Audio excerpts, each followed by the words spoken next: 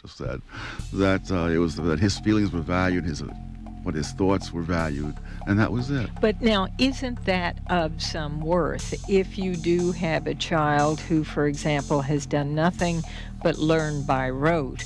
Aren't you attempting to bring out the fullness of that young person and get that person to reflect and think and meditate? If you think the confusion of the Vietnam War with the Korean War is thinking and meditating, well, then of course that's very nice. Well, we have another fantastic interview from the archives. This one was back in 1993. Everything Thomas Sowell says in this is just as relevant today. He discusses his book, Inside American Education, The Decline, the Deception, the Dogmas. He goes through primary education all the way through higher ed. It's well worth listening to. Hang out at the end. I'm going to give you an educational resource that's completely free. It's fantastic, top quality information. If you have a young person in your life or you yourself want to enhance your education, this is a great place to start that will help your career and help your life. Sit tight and enjoy the interview. We'll catch you at the end. Good morning and welcome back to the Diane Rehm Show on 88.5 FM. The U.S. education system has many critics who see a continuing deterioration in our schools. Thomas Sowell, a senior fellow at the Hoover Institution, is one of those. As the older generation of teachers and professors leave, he says, new trends and counterproductive fads, fashions, and dogmas of American education will become the dominant influence and shape the generations to come. In short, he argues, American schools are turning out students who are not intellectually incompetent, but also morally confused, emotionally alienated, and socially maladjusted. The problem is not merely that Johnny can't read or even that Johnny can't think. Johnny doesn't know what thinking is, says Dr. Sowell, because thinking is so often confused with feeling in many public schools. Dr. Sowell has written a new book. It's called Inside American Education, The Decline, the Deception, the Dogmas. You can join us. Call us between now and 12 noon, 885-8850. Good morning to you, sir. It's good to have you here. Thank you very much. What's going on here seems rather curious in the face of rising grades and elevated expectations about schools' abilities to perform and students' academic achievement. Yes, back in 1966, there were about twice as many C's as A's given out in the public schools in the United States. By the late 70s, there were twice as many A's as C's. So you have this long period during which all sorts of test scores are going down. At this very same time, grades are going up. Is that going on at both the elementary, secondary level, and college level? At the college level. During the entire decade of the 1980s, the percentage of A's at Yale University never fell below 40%. So you're saying there's a great inflation going on, and there are declining test scores. Yes. And this is part of the deception, because if people knew exactly what was happening, I don't think the test scores could have kept going down as long as they did. But everyone was told, as they saw the wonderful grades their kids were bringing home, they were told glowing things. When I was teaching back in the 1960s, I kept hearing that this was the brightest and best generation that we'd had, and I kept saying, they don't seem to be enrolling in my courses. And it was only well into the 70s before the word came out that the data showed just the opposite of what the educators were saying. And now it would seem that a good many educators are in agreement with you when they talk about the serious straits that our American schools are in. They agree in the sense only that this kind of talk gets them more money. And in fact, that's used as the biggest reason why we need more money. But in point of fact, the money spent on education was rising by leaps and bounds throughout the entire period during which the test scores were going down. Somewhere in the early 80s, there was a leveling off and a few little rises, but we have never come close to where we were in 1963. Talk about the social phenomenon you call affective education and how it plays into this whole question of just how good schools are. A great deal of time and energy are spent on things which are non-academic subjects, which are essentially psychological kinds of subjects, exercises. And this is known as affective education, as if you can somehow educate people's feelings rather than to educate their intellect. And the problem is that most public school teachers have no such qualifications, if anyone has such qualifications. But certainly they are not psychiatrists or psychologists. They have no idea of the emotional turmoil they may be stirring up in the students. And there's some evidence that that's happening in terms of medical reactions of vomiting, signs of nerves in various ways. But more than that, what they tend to do is to try to alienate the child from the parent. And I think that's the most dangerous thing they do. How did they do that? Well, if you read the literature, it's just astonishing how parents are depicted in the literature as people who are hung up, who have old-fashioned ideas. One of the areas in which they do this is sex education, but it's not sex education as such, because there are a whole series of kinds of education of the emotions, as they would put it, which do the same thing. And the idea is that the child is supposed to make his own decisions, and he's supposed to pick his own values on which to make those decisions. So the whole history of the human race is sort of thrown out the window, and Johnny is supposed to start and draw upon his entire 8 or 9 years of experience in the world to decide what his values ought to be. It was interesting in the book you used an example of an exchange that you had with a student, and I guess your question to the student was something like, well, what did you learn? And the response was something like, I learned that my thoughts and my feelings are valued. Yes. Whereas there was no effort to speak to a fact or something learned, but rather the emphasis placed on feeling I know and the episode. interpretation. That was actually Ben Stein, a reporter in Los Angeles, and he asked this graduating senior who was considered the smartest kid in the class, what do you know about the Vietnam War? And he said the Vietnam War was when North and South Korea were fighting, and they drew a line along the 38th parallel and so on. And Ben Stein said, would it bother you to know that that's completely wrong? He said, no. And he said, then what you just said, that it was that his feelings were valued, what his thoughts were valued, and that was it. But now, isn't that of some worth if you do have a child who, for example, has done nothing but learn by rote? Aren't you attempting to bring out the fullness of that young person and get that person to reflect and think and meditate? If you think the confusing the Vietnam War with the Korean War is thinking and meditating, well, then of course that's very nice. The tragedy is that these kids have no conception of thinking. And if we're talking about adding something as an extra along the fringes, fine. But when you see how far behind we are behind almost every large industrial nation, or even behind Korea, for heaven's sake, you wonder what makes them think that we have the luxury of spending our time on these kinds of little experiments in the classroom. Just recently, I received a letter from a high school student who wanted my opinion on a wide variety of subjects. And this was a classroom assignment. That this questionnaire was to be sent out to people. And I wrote him back that the opinions of old men like me don't matter. What matters is whether young people like you learn to think, get some knowledge, because you're going to be making these decisions long after I'm gone.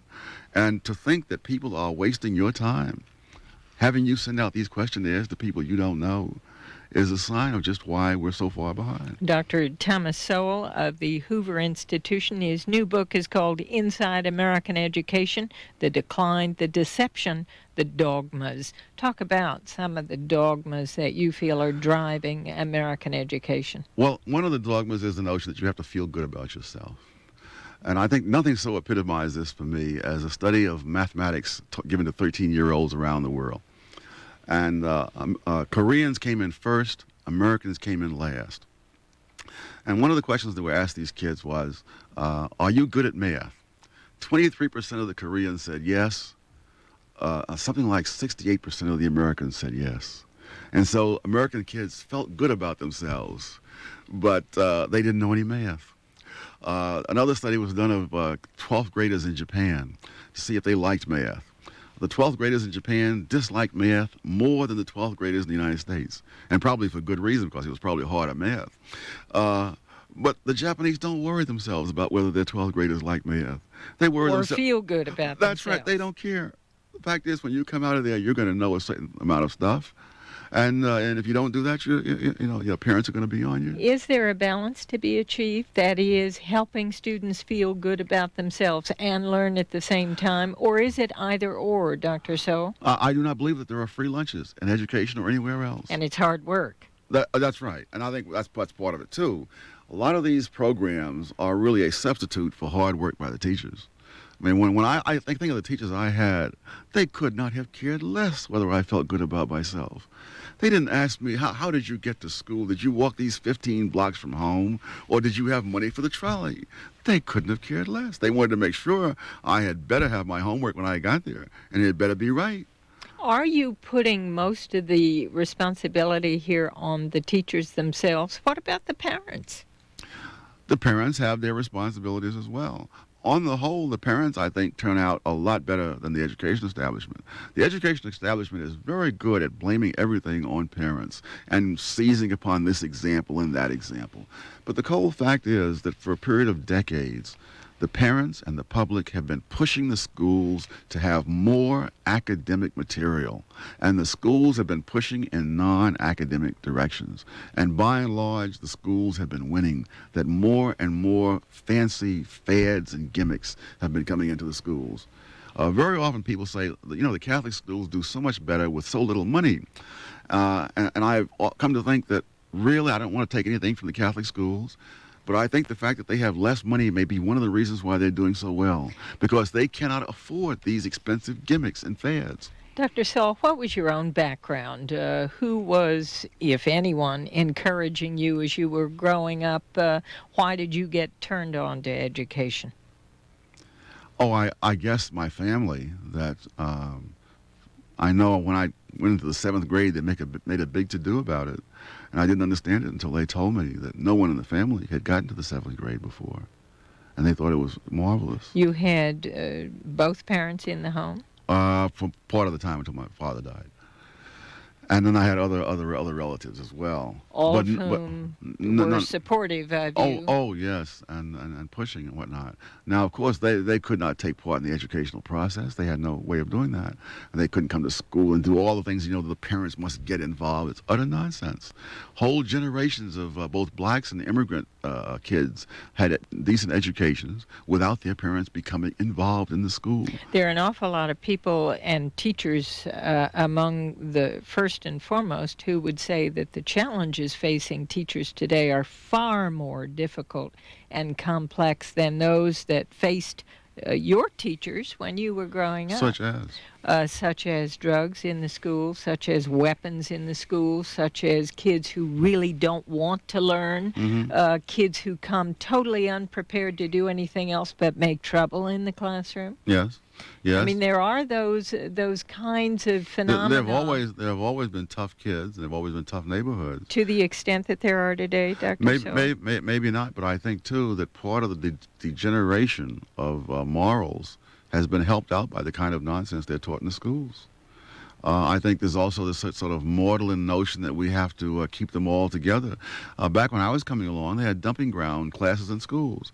And if you didn't want to learn, there were places where you could go and not learn. I remember those well. Yes. And I remember a time when I was going through various phases, they dumped me. I said, when you're ready to learn something, you can come back. How were you dumped? Oh, I was assigned to Chelsea Vocational School in New York. And it was a total waste of time. In fact, I told the people at Chelsea Vocational School it was a total waste of time. But since there are truancy laws, I'll be here, but I'll bring my reading matter, so I won't waste the time totally. But the fact is that there were standards, and you can't have the position of what can we do for every single child. It's a little like trying to get the drunk driver off the highway. You've got to get him off that highway before he kills somebody.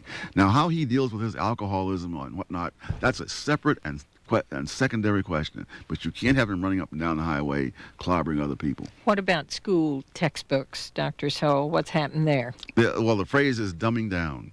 One of the things I did in doing research for this book was to go back and look at the old McGuffey's readers. And I must say, you could not use those books today because people wouldn't know what all those big words meant. The vocabulary was really impressive. Oh, whereas there was a history book that was being considered to be used as a textbook in the high school. And they told the author to take out words like spectacle and admired because those were too difficult for the students. And, of course, they used much more bigger words than that in 8th grade textbooks in generations past. And you're suggesting that the dumbing down of textbooks is part of this entire process Oh, absolutely. of creating a system that's not really teaching as it should. And the social tragedy of it is especially hard on low-income people. You see, if you're low income, you're either going to get a good education or you're going to stay in poverty, by and large, with rare exceptions. People of my generation in Harlem got a good education. And so no matter how poor they were, they could always go on. People very often try to be complimentary to me and say, you know, how wonderful it is that you came out of this background and went on to get your degrees and all this kind of business. And I try to tell them, you know, that was not that unusual. That half a block away from me, there was a guy who went on to become a psychiatrist, owned land in Napa Valley, and is now living in retirement overseas while I'm out here trying to work for a living. In the same building that he lived in lived Harry Belafonte. 5 blocks the other way was James Baldwin, you see. 3 blocks this way was where Colin Powell went to college at CCNY. And these are all people at the same place at the same time. And you notice that all those people, although how different they are, they all spoke impeccable English. There was none of this junk that you hear now that's being lionized as so-called black English, which the kids' parents don't speak. You know, that you got a good education. Now, what you did with it was your business. What would be the first 1 or 2 steps you would take to put American education back on track and to reach those young people who are now as turned off as they can possibly be? Number 1, I would have parental choice, whether you call it a voucher, tax credit, don't care what name it is or what kind of device, but some way in which parents can decide to yank their kids out of that school if it's not doing the job. Because as long as the school has a captive audience, an ironclad tenure, they're going to do what they want to do, no matter what the public wants, no matter what the parents want, no matter what the taxpayers want, and no matter what the employers want. Would you be in favor of Bill Clinton's system of choice in public schools, not simply for parochial or other schools? Well, you know, it's a question of whether that's better than the present system. Virtually everything is better than the present system, and so therefore that's better. But the present system, at least in its earlier appearance, was what educated you, Dr. Sowell. Oh, certainly. But I mean, but it wasn't the present system then. But without the kind of choice that you're talking about. I mean, you went to a neighborhood school. You did what you had to do. But you did have a certain amount of choice within the public school. That's very true. But many things have happened now, so that there's no other escape hatch. In other words, right now, you have those teachers weren't unionized the way they are today. Well, is that the attempt then? Is that the goal of choice, is to break the unions of the schools? No, it's not to break the unions. It's to allow the parents to have an option. The great problem in education throughout is that people are not accountable. They can run those schools to indulge themselves, whether for whatever fad they like, for whatever way they like to teach, and that goes all the way through to the colleges. The professors are there to do their research. And if the students don't get in the way, they don't mind. But those schools are not being run as places for teaching. All right. So in addition to school choice, what else? Oh, elimination of tenure at all levels. Well, that may not be universally popular, but they've done it in England, so it can be done. As long as people are rewarded just for being alive and sitting there for a certain number of years, regardless of the quality of work that they do, you cannot expect good quality work. What about the financial factor, Dr. Sowell? You talked about it earlier and said that, everybody keeps blaming the fact that the schools aren't doing well on lack of resources, and it's not just money that's the problem. Not only is it not just money, I would even argue that the country has been generous to a fault. You look at other countries around the world, that includes Japan, Australia. The average American kid gets twice as much money spent on him as the average kid in New Zealand. Kids in New Zealand are doing a lot better. They're getting a lot more spent on them than was spent on the kids in my era. And they're doing much worse than the kids in my era. I mean, I had to send my daughter to a private school to get an education almost as good as I got in the public school for nothing. So we have fallen very far behind. All right. We have a number of callers waiting, so we'll open the phones now. 885-8850. Dr. Thomas Sowell of the Hoover Institution is with me. We're talking about his new book. It's called Inside American Education, The Decline, the Deception, the Dogmas.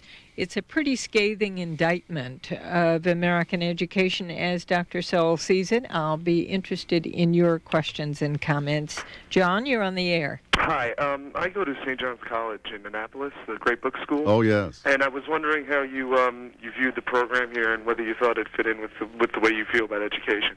Well, there is no one particular way to do education at any level.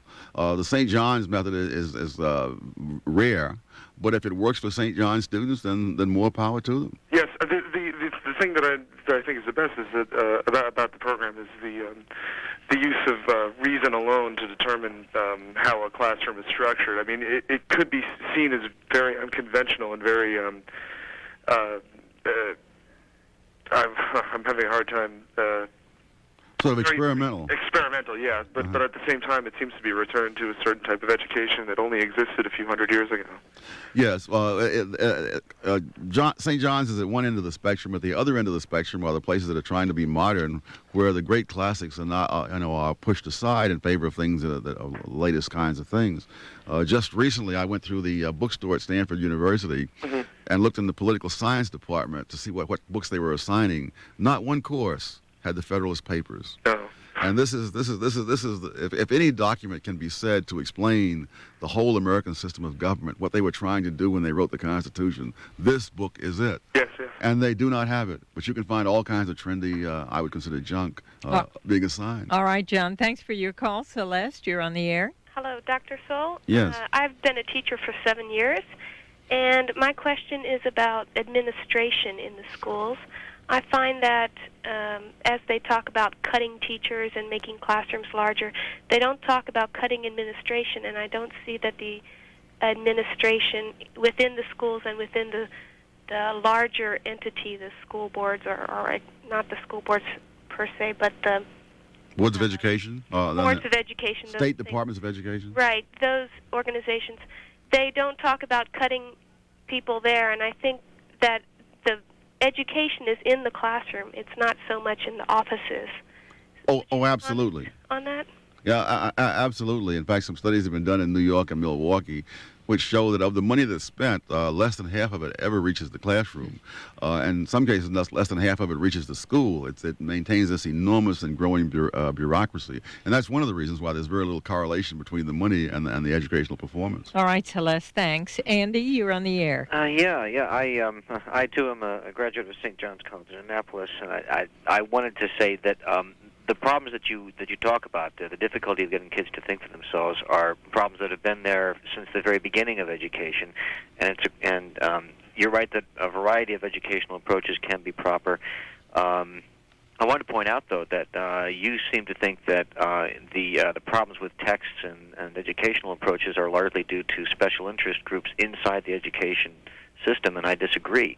You look at history books that have been watered down because of conservative special interest groups and liberal interest groups warring against each other to the point where the books have absolutely no substance at all. Yes. You want to give primary source education to students. You want them to read the Federalist Papers. They have to have the money to buy those books, and it goes back to the problem of the bureaucracy sucking up all the money again. It's. I don't think the Federalist Papers cost any more than some of the textbooks that I've seen, which have no content. Well, the thing is that by the time you get to the point of buying all the primary sources you need to balance that textbook or to give that textbook some sense, or to actually contradict. Oh, I see what you're saying. Yeah. I mean, by the time you're done buying all the stuff you need, I mean, it's St. John's it isn't cheap because all those primary books do cost a bit. You have a wonderful bookshelf, but it ain't cheap. Yes. But I think when you think of all the things that schools manage to spend their money on, I suspect there would be no problem whatever to spend money on things of higher quality. Even if you stuck to a textbook, which I don't think is the best education, you could have better quality textbooks. Yeah. I mean, I saw recently a textbook that my niece is using in the 10th grade, and I looked through it and decided at the end that it was only toward the end of the book that they got to the kind of math that you would normally expect in the 9th grade. Exactly. Yeah. And so a better book would not have cost any more. It's just that they're selling junk. Well, do you think one part of the answer is to ensure that public school systems offer a variety of educational approaches? So, so you can have choice within the public system. I mean, here in Arlington County, for instance, it's very successful. You have alternative schools, and people are lining up to get in. Well, you see, if you have the political muscle to do that, fine. But I think if you have parental choice, then the schools will adjust to what the parents want. Very often you have backlogs of parents trying to get into traditional schools, and the other schools don't change at all because they know they have a monopoly. All right, Andy, thanks for your call. Chad, you're on the air. Yes. Good morning, Diane. Morning. I'd like to call to say that I agree with a point that you were making earlier, and I think that one of the problems with the public school system, while it's not without its own blame, is the lack of parental involvement. You speak of school choice, but when you have a parent who's concerned enough to put their child in a private school, that says something about the parent's involvement in the children's education. But if you have parents that are completely uninvolved in what the children does, expects the school to do it completely by themselves, then you have a problem. I know when I was coming up in school, if I got in trouble, I had to answer to my parents, and that was serious punishment. But if you have children that are not in that environment, they're going to continue to be disruptive. Children are no longer allowed to. They're very restricted in how they can discipline students. Students are carrying weapons to school. And I'm not saying that this is universal, but these are serious problems. And for you to just write them off and say that they're not as serious or that's always been the case, I think is a very broad misrepresentation. Well, I think that's a little bit strong. The fact is that suburban middle-class schools in quiet neighborhoods have had their standards going down. The fact is that SAT scores at Yale have been going down. And I agree with so this is all over the whole society, and you can't say that this is because of one kind. The parents of most of the immigrant generation, for example, never set foot in the school. All they did was send their kids there and say, do what the teacher says. Believe me, there's enough blame to go around, but I think that the schools try to shirk their share of the blame by saying it's the parents, because when quality education appears, that's where the parents line up. I've seen cases where the parents show up the night before and stay overnight as if it's lining up for tickets for a rock concert or something to try to get their kids into a decent school that is teaching them something rather than the junk. Carlene, you're on the air. Hello. Yes, go right ahead. Good morning, Morning. Diane and Dr. Sowell. This is a very stimulating discussion and a very refreshing perspective. I myself have a graduate degree and I actually got it in the UK because I felt that American graduate schools are run rather like businesses, and they were too expensive, and most of the professors are off doing book tours and things in foreign countries and aren't in the classroom. But I've also gone to school in Africa and in France. So I feel, while I'm not a specialist, I've had some different perspectives. My question has to do with a friend who recently went back to George Mason University. She wants to be a teacher in the public high schools. And being interested, I looked at some of her class notes and a book that she's using, and it has to do with the methodology of teaching in the public schools.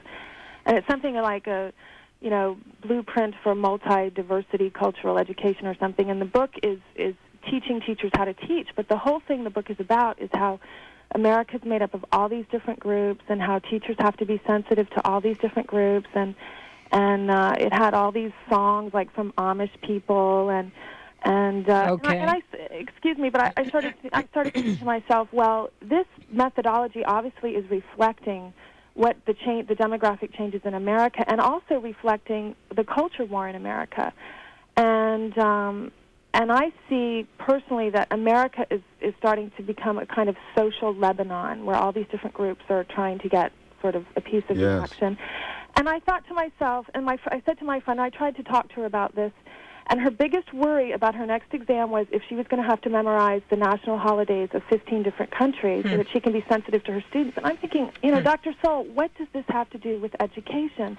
Is the school supposed to be an agent of socialization in America, or is it, I just don't understand Sure. that. Kind of Interesting point, Carlene. Go ahead, Dr. Sowell. Tragically, this is the view of the education establishment, that is what the school is supposed to be doing.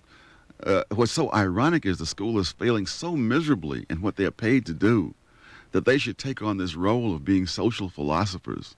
And when you think of the pitiful academic background of the people who are taking on this kind of job, you also wonder what can be going through their minds at all.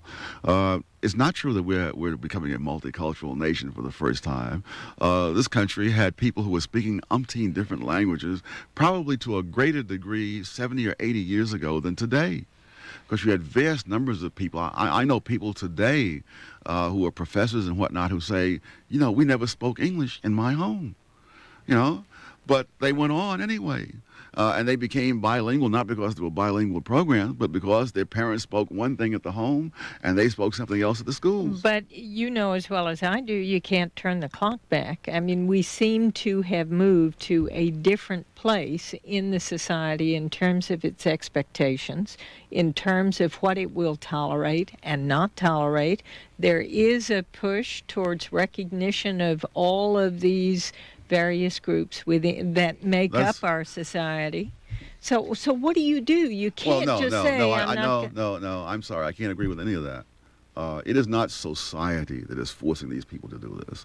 These people have been looking for ways of evading academic work for generations. Who is they? When the you say teachers, the administrators, they love anything that is non-academic. There have been studies done of kids in schools and departments of education. They love anything that's non-academic when you get into role-playing and all this kind of thing.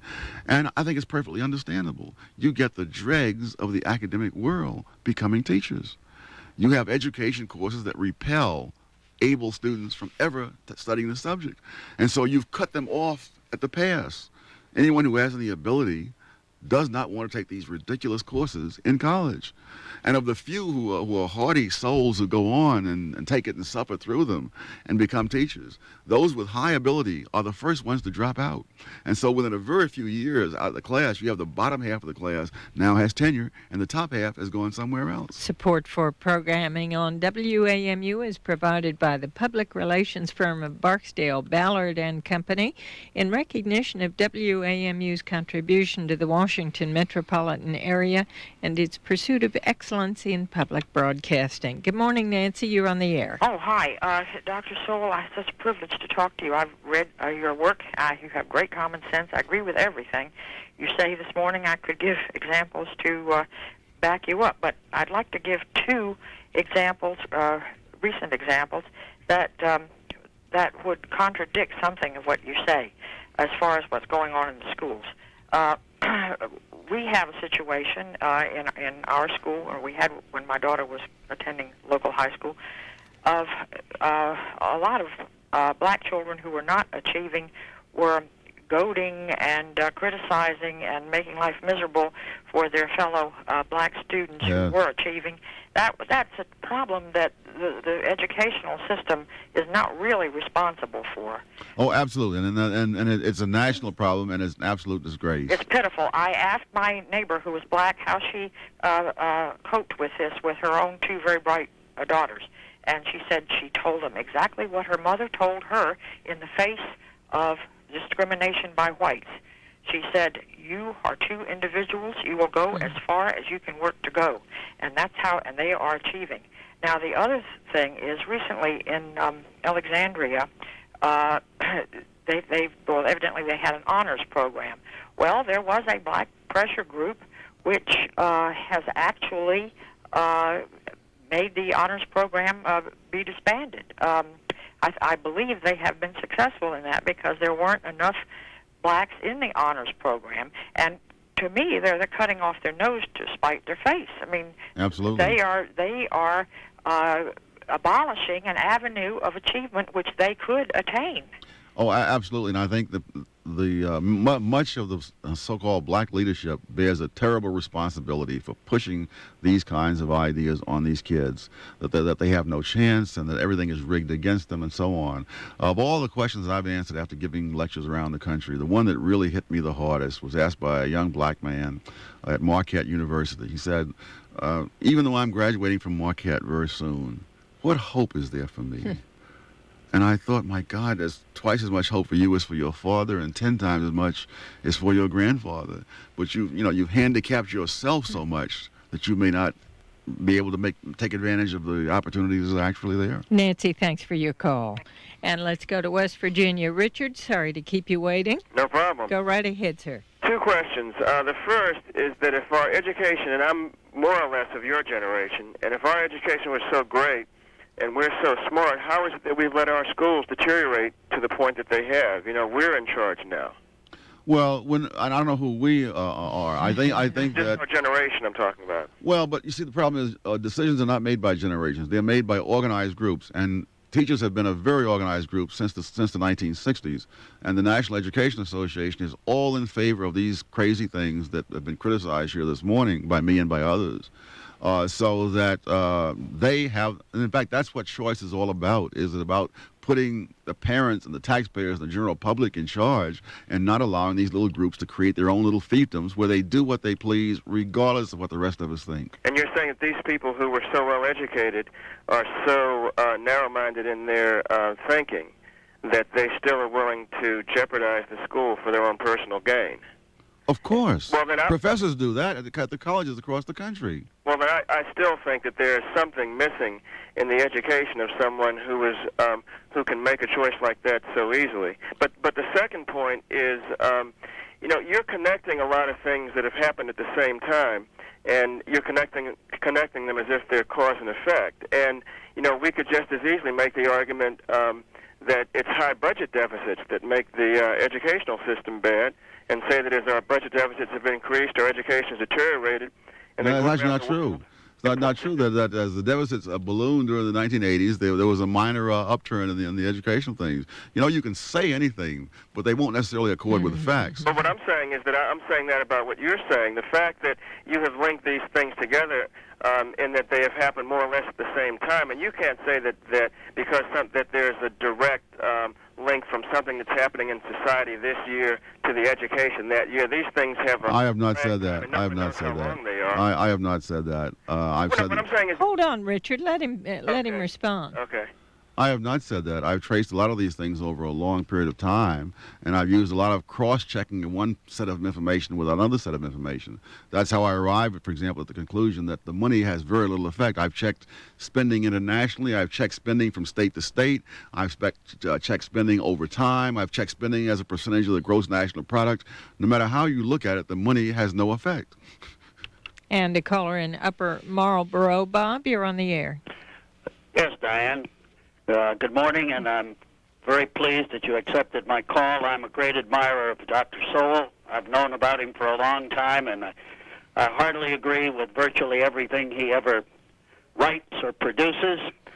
And I would like to relay a quick story, not that he needs any, but I'd like to relay one that'll back up just about everything he's saying. All right, sir. And real quick, my background, so you'll know I was not born with a silver spoon in my mouth. My grandmother was illiterate. My mother, who came to this country as a teenager on a cattle boat, had a third-grade education. I'm a very proud graduate of Georgetown University and earned every cent of that education on my own. However, the story. I was in the school system of Prince George's County. My background is that of an investigator. And after retiring, I went into the school system to investigate crime. Now, there are a lot of people who don't like to hear something like that, but crime does exist in the schools. Everything that happens on the streets happens in the schools. Believe me, it does. All right. And there was a young girl in the 12th grade at a very prominent, I won't name the school, I'd be happy if pressed to do so, but very prominent public high school in Prince George's County who literally could not read. She was in the 12th grade. Her favorite subject, get this, was driver's ed.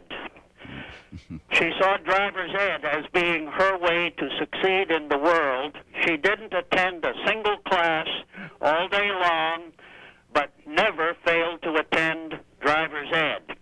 And I pointed out to someone someday that a terrible thing had been accomplished here because no one had given any thought to the fact that this little girl was going to have to take a written driver's test, yes. And her knowledge of English was nil. Yes, I yes. relay that to show some of what's going on in this bit about money being needed. That's garbage. I have done some teaching in my time on a law enforcement level. You give me a group of people who want to learn something, and I guarantee you I'll teach them quickly, and the way to do it is with discipline. All right, Bob, thanks for your call. Dr. Sowell, any comment? Oh, well, that's absolutely the case. When I was growing up, we had no guards in the public schools. I was 42 years old before I saw a public school guard. And yet today we have national conventions of public school guards. So the deterioration is there. But a lot of it, too, is the whole permissive notion. And again, the people in the education establishment are all for the permissiveness. At the very least, you can sort out the violent students from the other students. They don't seem to want to do that. Are you being listened to, or are you simply being dismissed as part of a conservative effort to try to change the system, deal with... They don't seem to want to do that. Are you being listened to, or are you simply being dismissed as part of a conservative effort to try to change the system, deal with the fact that teachers do have the kind of control they do, administrators have the kind of control they do? How are you being regarded? Well, not nearly as well as I would like to be, but I'm sure that's true of everybody. But I think that a lot of people have to fight a lot of battles on a lot of different fronts at the same time for a victory to ever come. And that's true in a war. It's true in all kinds of things. Just think how long it took for the civil rights movement to achieve some of its goals. How many people we've never heard of went out there and sacrificed in order that they could do that? On almost every other movement in the history of the country has taken that. But it does make you wonder, considering how far down American students have gone, yes, and how concerned people are about the education system, whether somebody is not finally going to say, maybe Sowell has a point. Well, it's not a question of whether I have a point. There are great numbers of other people out there fighting in different ways, and somehow or other, the grand total of all that may have some impact. This broadcast of the Diane Rehm Show is made possible in part by the Old Forest Bookshop, offering used and out-of-print books for varying tastes. Specializing in literature, history, and art, the Old Forest is located a half block off Wisconsin Avenue at 3145 Dumbarton Street in Georgetown. And Bobby, you're on the air. Yes, hello. At a time when we look for integrity in our leaders, one of the things that distresses me most as a parent of 3 children in school who are taking a pretty challenging course load, and is the amount of cheating that goes on. What do you think about it, and what would you do? I'll just hang up and listen. All right, thanks, Bobby. Well, the data indicate that the amount of teaching has also gone up tremendously over the years. Again, another sign of the moral degeneration. What has to be done about it is that you have to make it more of a, that the student has more to lose by cheating than to gain. And again, many people in education are not prepared to do that. But that's part of the whole disciplinary issue, isn't it? That's right, but a lot of that is within the control of the schools. For example, at many schools, and probably most schools, a professor who discovers a student cheating, really, if he himself simply flunks a student, that's probably the most he can do. Because if he brings a charge, it's going to be so due processed, that you're going to be devoting yourself to this one case for untold months, with people looking for an out some way all along. But there are others who might say, well, if you flunk that child, you may put an end to at least a half-hearted attempt to stay in school. Well, that's a lovely thought. Again, there are no free lunches.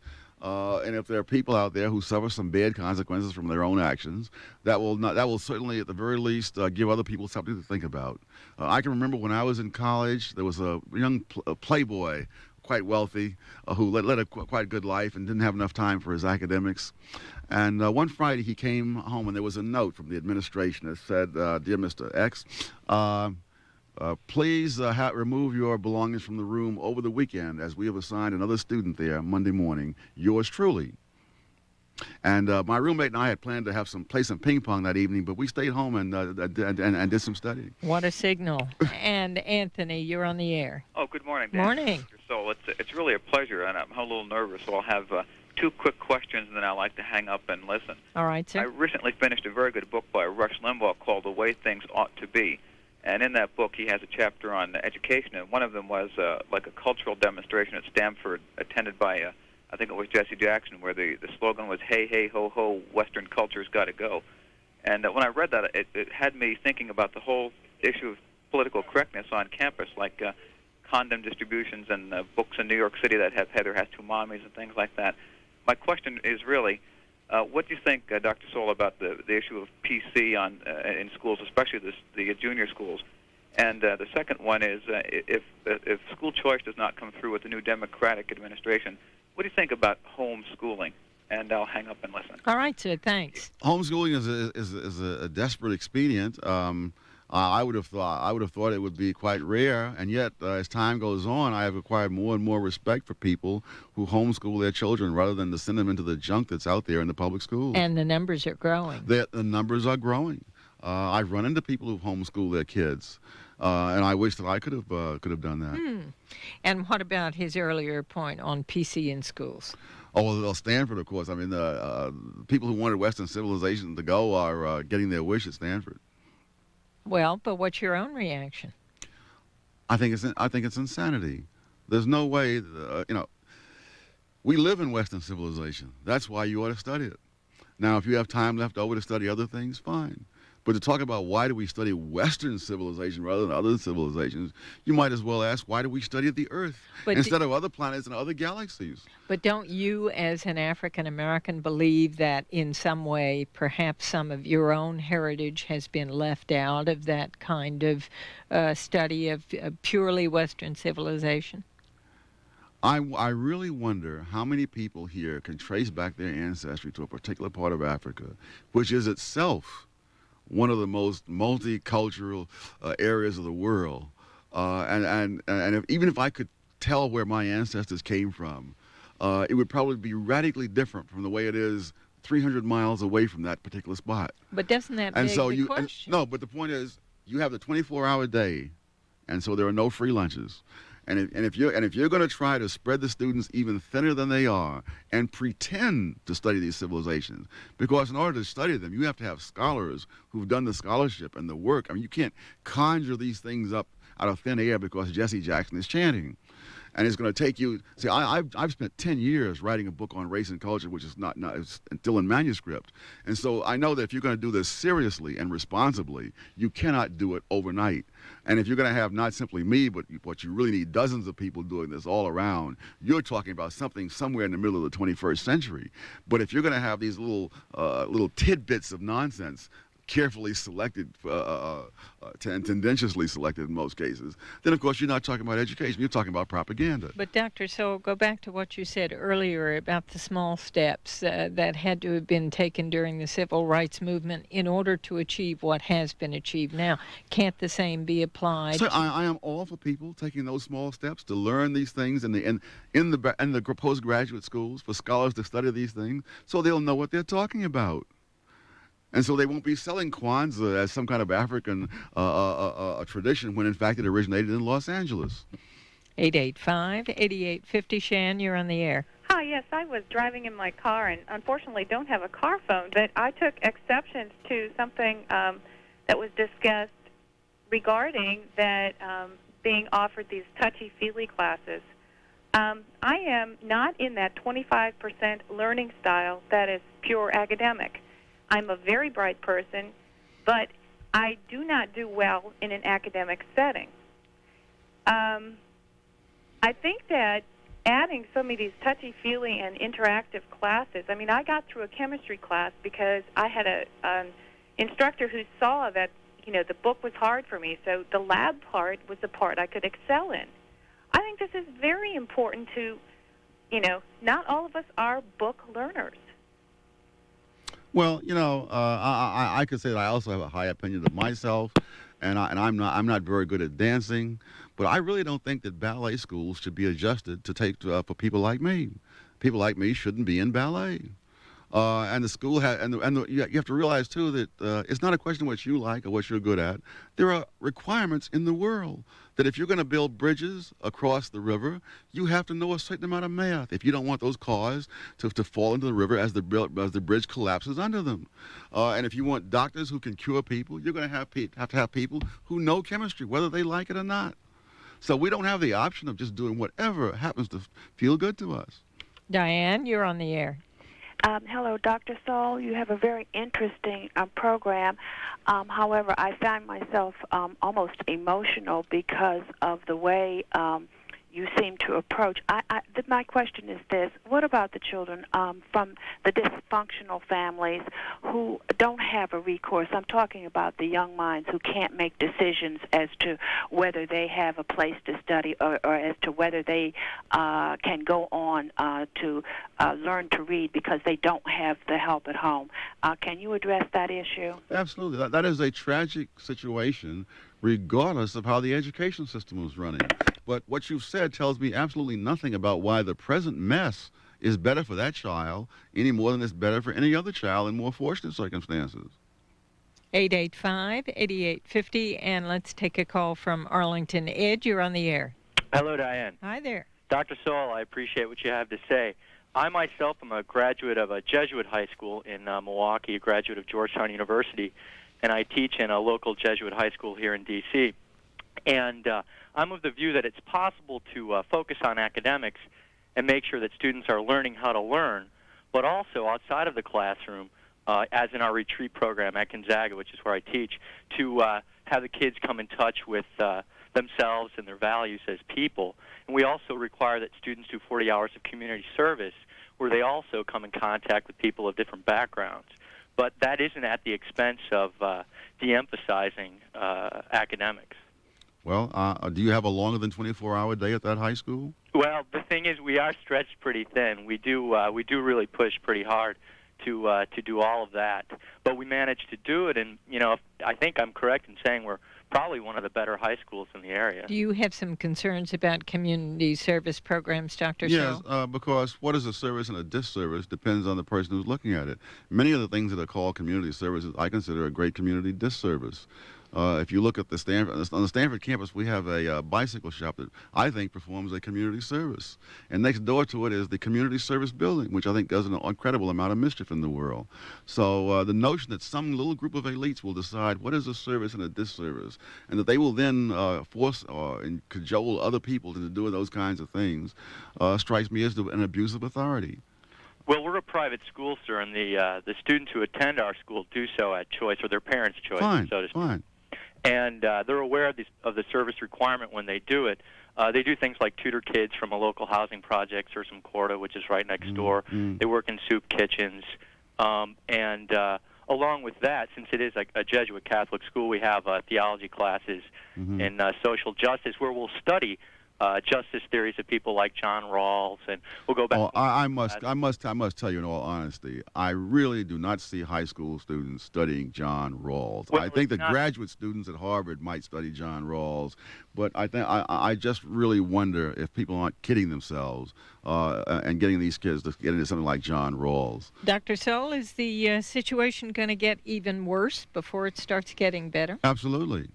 I see no sign that certainly the present administration, if they do introduce choice into the public schools, that will be a step in the right direction. And maybe some later administration can then extend it further. But they are so in hock to the National Education Association that nothing will be done that will disturb the people down at the NEA. Dr. Thomas Sowell of the Hoover Institution, his new book is called Inside American Education, The Decline, the Deception, the Dogmas. Thanks for being here. Thank you very much. And if you'd like a cassette copy of today's program, call us for information on 885-1030. Thursday on the Diane Rehm Show. First, the Reverend Joey Noble shares with us her personal experience with breast cancer. We'll also hear from doctors about the latest approaches to diagnosis and treatment.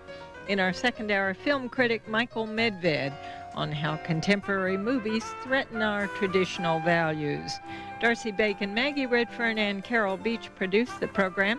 Leanna Thompson and Carolyn Suleiman have been on the phones for us. Bruce Youngblood, Toby Schreiner, our engineers. I'm Diane Rehm. 88.5 FM, WAMU Washington. It's 12 noon. Thank you for making it to the end. Once again, I would love for you guys to type in the word GOAT, greatest of all time, for Thomas Sowell. I love seeing that, and I'm sure he does too. as I said in the intro, I wanted to tell you about an educational opportunity, and this is Saylor.org, the Saylor Academy. It was founded by Michael Saylor, the CEO of MicroStrategy. No person in the world's history has been a CEO longer of a publicly traded company. He's a really unique person, and his passion is to give back and give free education to the world forever. So the Saylor Academy is completely free, and they offer quality courses.